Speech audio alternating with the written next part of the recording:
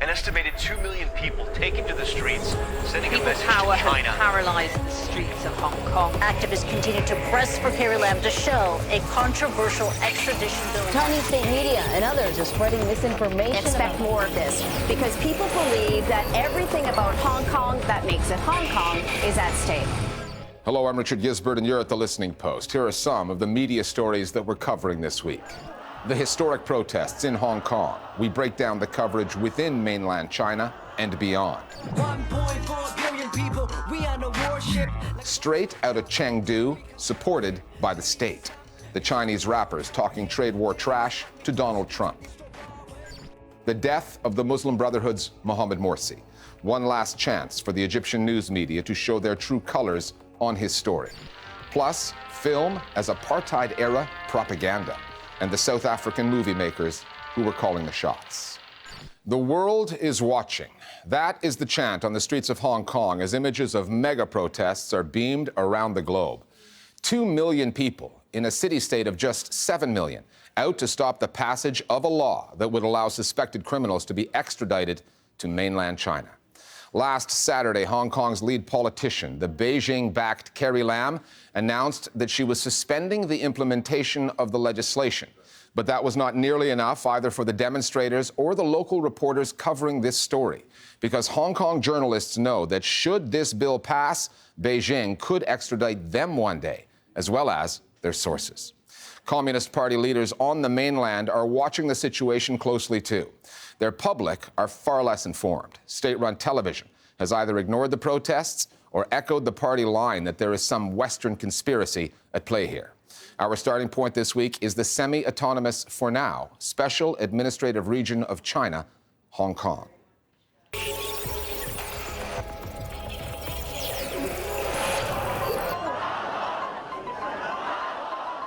At first, the Hong Kong authorities played the waiting game, hoping that with time, the surge onto the streets of the city-state would subside, that the opposition to the proposed extradition treaty with China would fade, that the story would go away. Then Hong Kong's chief executive realized that wasn't happening. Prior to deciding to suspend the passage of the new law, Carrie Lam went before the cameras. She chose to do so on TVB, a government-friendly channel. But if she thought she was heading into a softball interview, she was mistaken. TVB did not broadcast the question she is about to answer, but one can easily surmise it had something to do with selling her people out.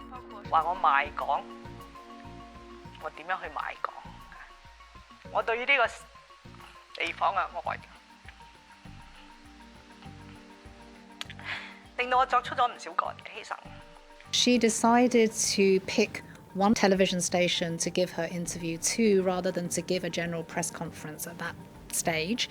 And she picked Hong Kong's only remaining main free terrestrial TV station, known to be pro-government, known to exercise self-censorship. What stands out is actually how tone-deaf her replies are. 我有一個媽媽啦，我都有兩個仔嚇。如果我仔每次就係我就要咁樣樣，我都只係遷就佢咧。我諗短時間我哋嘅母子關係會好好嘅。當呢個小朋友成長到，佢因為嗰陣時嘅一啲任性，而我去縱容佢呢啲任性嘅行為。It is quite ridiculous for a chief executive officer to be referring, to herself as a mother of spoiled children. She just cannot give us whatever we want. And that is very Chinese of her, if I might say. You must listen to me because I'm a parent. But of course that is not an appropriate stance for someone who is governing our city, and actually she's paid by our taxes. The protests are occurring in a place that is in a pre-planned state of political limbo lasting half a century. When Britain handed Hong Kong back to China in 1997, the one country, two systems framework that came into force promised citizens a, quote, high degree of autonomy for 50 years, which explains the lack of an extradition treaty with mainland China. But there have been plenty of signs that Beijing is already influencing politics and the state of the media in Hong Kong. The South China Morning Post, long considered the newspaper of record, was bought by the Chinese e-commerce giant Alibaba in 2015 and has since seen a mass exodus of staff complaining about soft coverage of China. That same year, another paper, Ming Pao, was criticized for killing an investigative story on the Tiananmen Square massacre and replacing it with a piece on Alibaba as a role model for young entrepreneurs. And on the current protest story, Ming Pao journalists posted an open letter critical of the paper's biased reporting in favor of the authorities and police and taking issue with editorials that called the protesters rioters.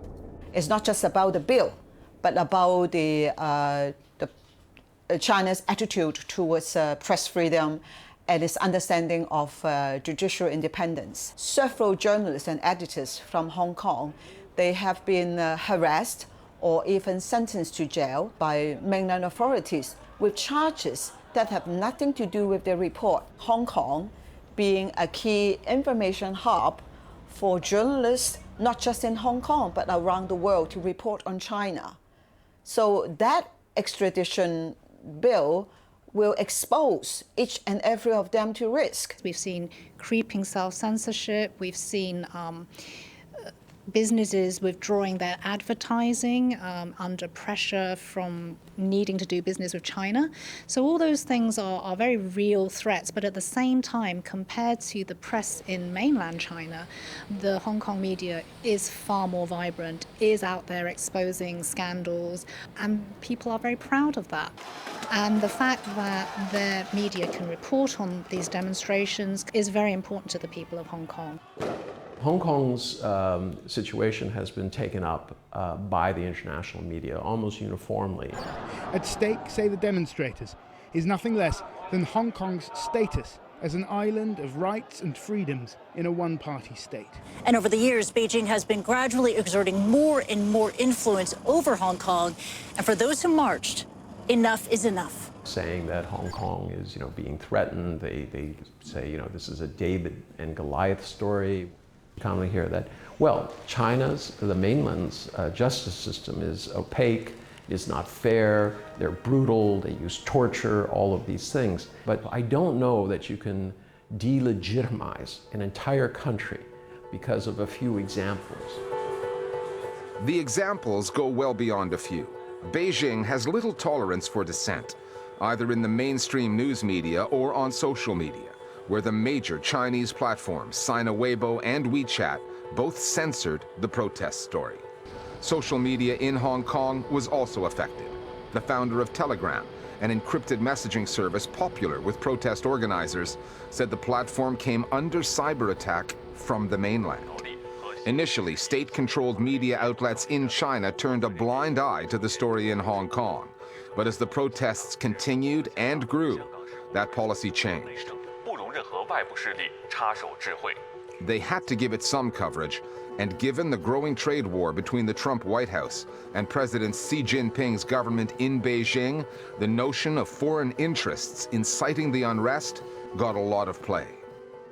Well, for sure, some people, they have really been completely brainwashed into thinking that all these protests are initiated by foreign influences, but that's just ridiculous. Like 2 million people on the street, of course that is not true, but that's what they are trying to tell the public in China. The Chinese media is not going to win a shouting match in the international community. Anything that is said, it'll be oh well, all the media is state-run, state-owned, state-influenced.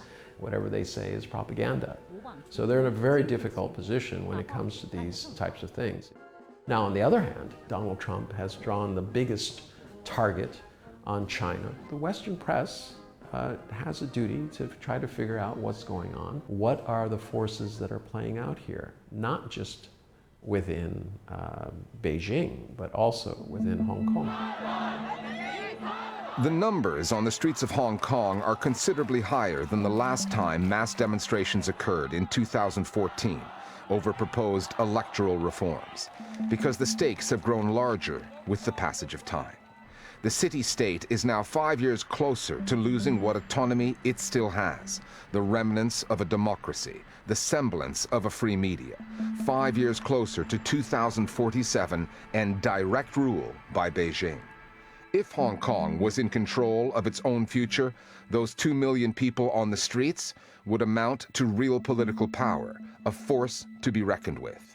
But it's not. And there is a country of 1.4 billion next door, with a government in Beijing that, like the media it controls, is treating this as a non-story.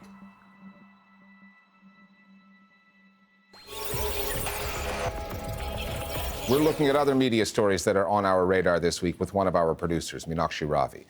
Meena, Mohamed Morsi, Egypt's first and only democratically elected president, died at a court appearance this past week. That's big news by anyone's measure, but one would not have known that, judging from what Egyptian newspapers did with that story.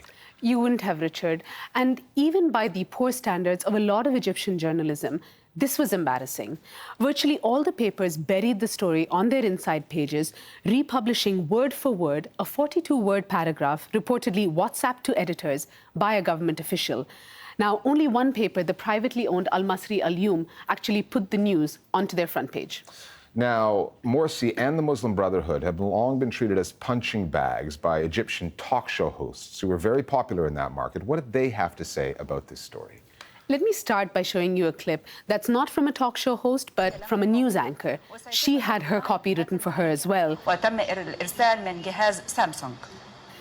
It was a copy and paste job onto the audio cue, and if anyone had any doubt, that last line, sent from a Samsung mobile, gave it all away.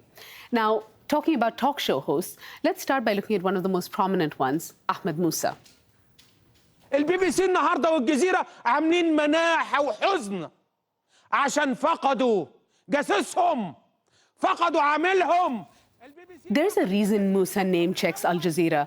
Following the 2013 army-led coup that overthrew Mohamed Morsi, the government of Abdel Fattah el-Sisi cracked down on Al Jazeera in Egypt, accusing them of supporting the Muslim Brotherhood. Now, the bureau in Cairo was shut down, 3 Jazeera journalists were jailed and eventually freed, but one Jazeera journalist, Mahmoud Hussein, has been in jail for more than 900 days now and has yet to be charged. Across Egypt, media conditions under Sisi are grim. There are record numbers of journalists who have been jailed.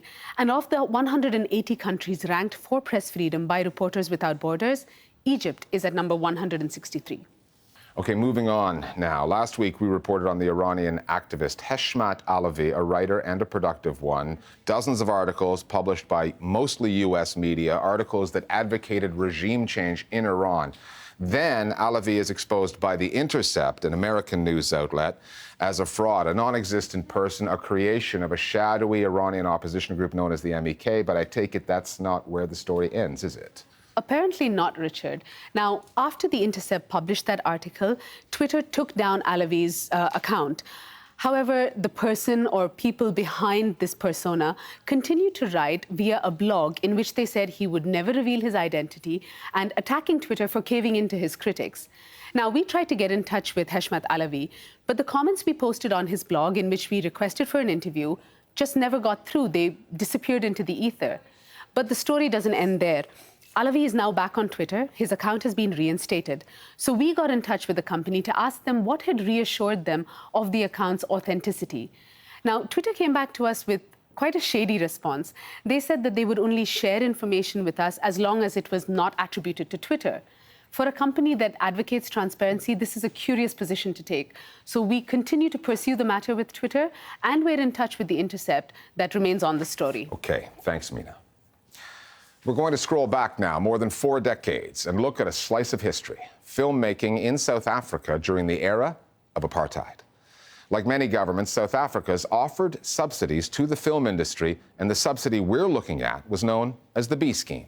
In order to qualify, filmmakers, who were mostly white back then, had to produce films with black casts for black audiences in a black South African language such as Zulu, Xhosa, or Tswana. From around 1973 to 89, a number of those films were made, but in many cases there was a prevailing theme and a larger message, one that would explain why the apartheid government, with its policies of racism, oppression, and segregation, would help bankroll movies that were made ostensibly for the entertainment of black South Africans. The Listening Post's Nick Muirhead now on the rise and the fall of the B-scheme film subsidy.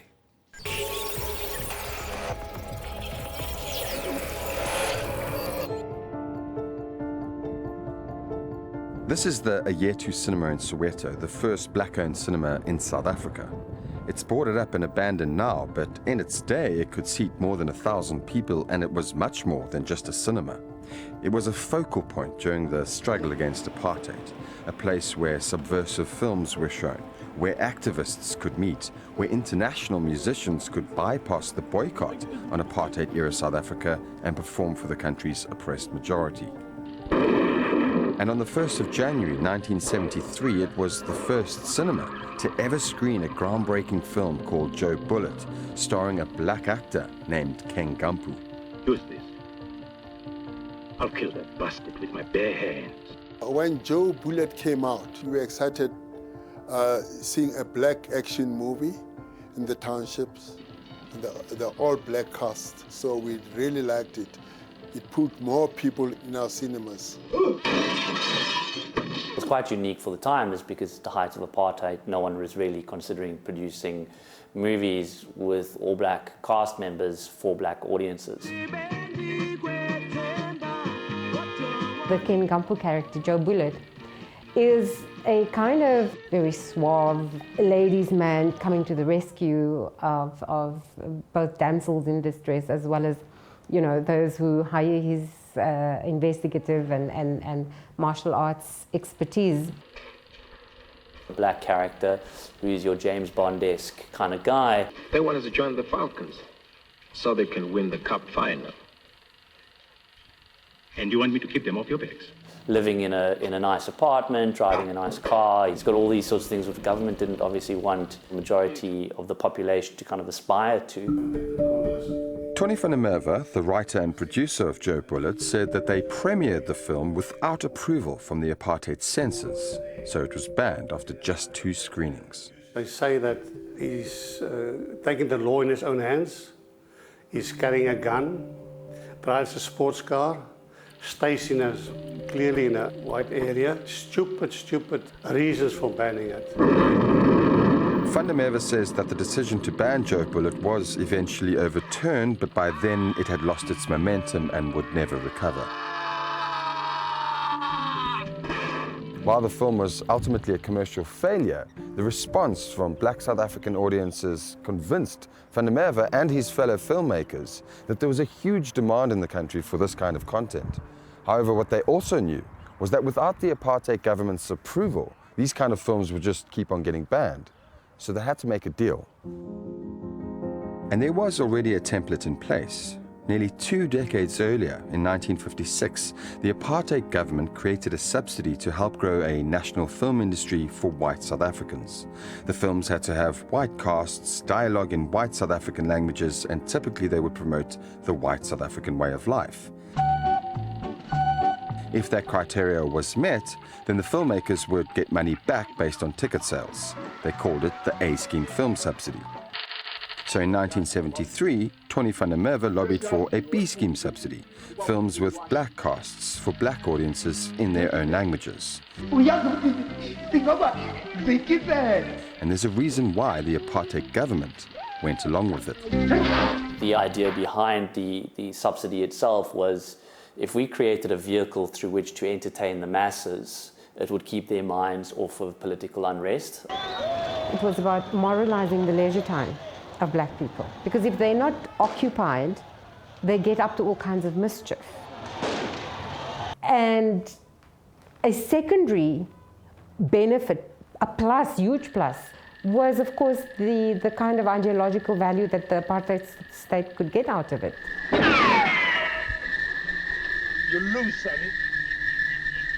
And the police will too happy to have you. Clearly, the apartheid government saw the propagandistic value in the B-scheme film subsidies. So were there any themes or storylines that the government would favour in these films? They love you to put in the good will always win over the evil. So crime doesn't pay.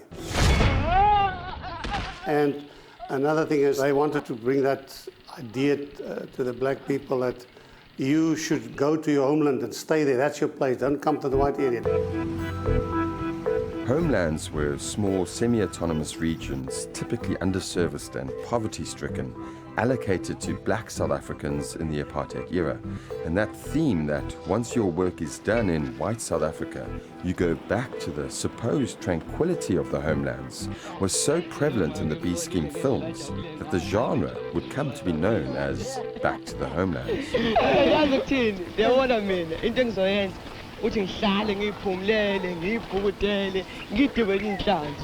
The urban centres were always portrayed as dens of vice for black people, and black people were portrayed as morally weak. They always succumbed to the evils of the urban centres. So that's the spin-off on the Back to the Homelands. I don't necessarily agree with the notion that they were purely propaganda-driven kind of films. There were also a large amount of producers and filmmakers who were just making movies for the sake of making movies. And actually, we now had black camera operators, sound guys. There were the performers in front of cameras who were all black. To kind of do a blanket brush across it, saying that that's what it was all about, I think is not a fair assessment of actually what happened. The filmmakers catered to what they knew the censor board would approve of.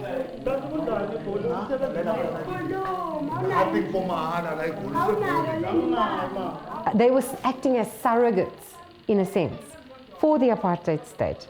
And one can understand that. I mean, I'm not saying that as a critique necessarily, because one can understand. They lived apartheid, you know, and they lived in a particular time when they knew how their world was bounded. And they stayed within the boundaries. Very few overstepped. Like the A scheme, the B scheme subsidy was apportioned based on ticket sales.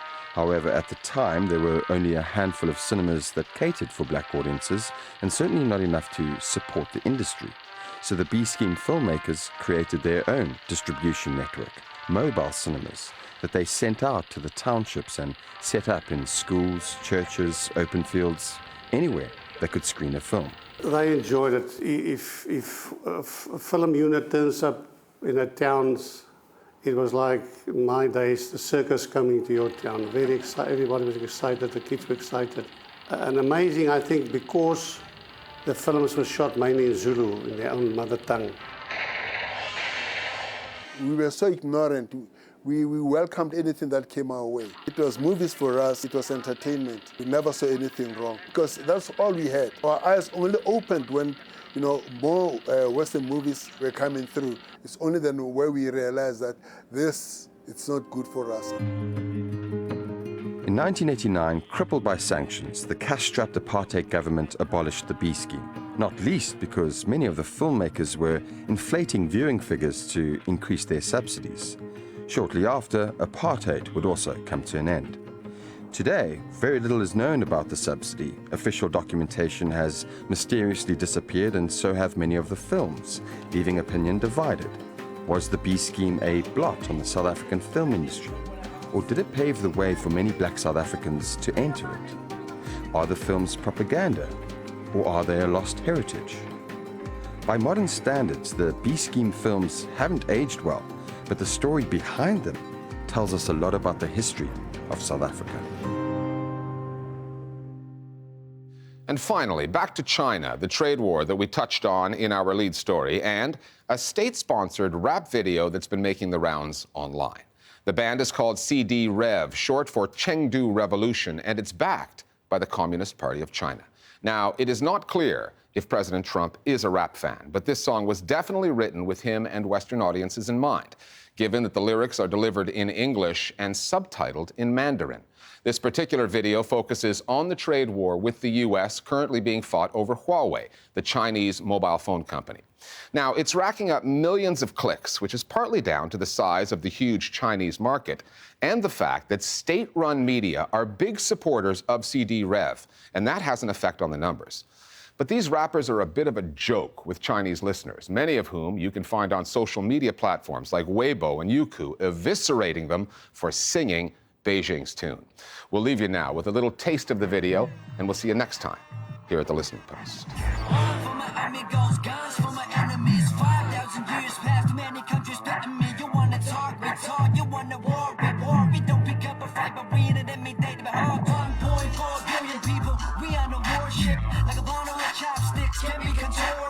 Maybe this time you choose the wrong target. Maybe you strike me first, try to destroy Huawei. That makes me sick, you're full of hate. It's Huawei, a nightmare, torture you every day. From the dispute of South China Sea, the trade war, the provocations never end. I don't know what it's really gonna be. All I know is that we ain't gonna blink. We're moving so fast like 5G. Even Superman can catch us, we on a high speed. Knock, let the bell rock. The world is gonna fall apart. The matter we already heard a lot. Unity strength, unity is power. Knock, let the bell